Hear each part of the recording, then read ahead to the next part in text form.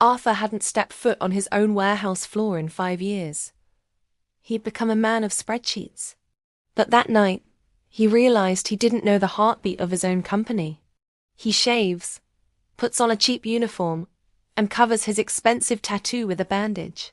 He enters the night shift as David, a temp worker. The warehouse is cold and loud. David, Arthur, is assigned to a line managed by Mark. Mark is a bully.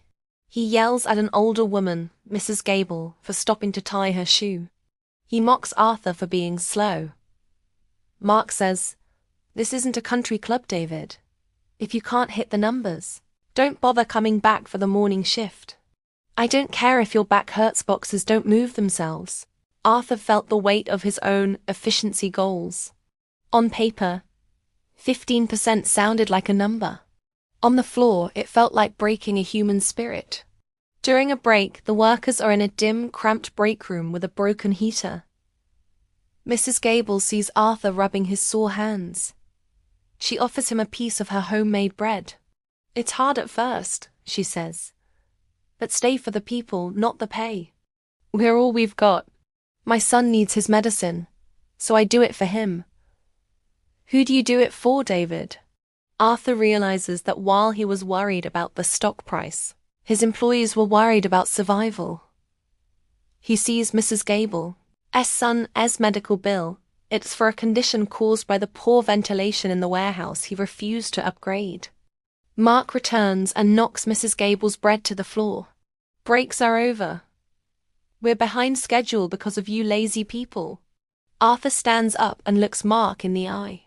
"You got something to say, temp? You're fired. Get out," Mark sneers.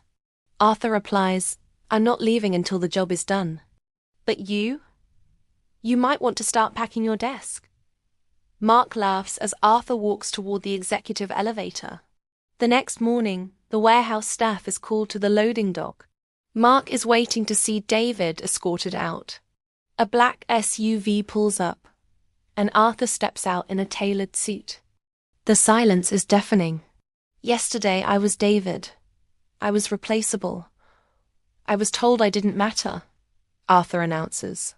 He looks at Mark, then hands Mrs. Gable a document. "Mark, you're relieved of your duties effective immediately."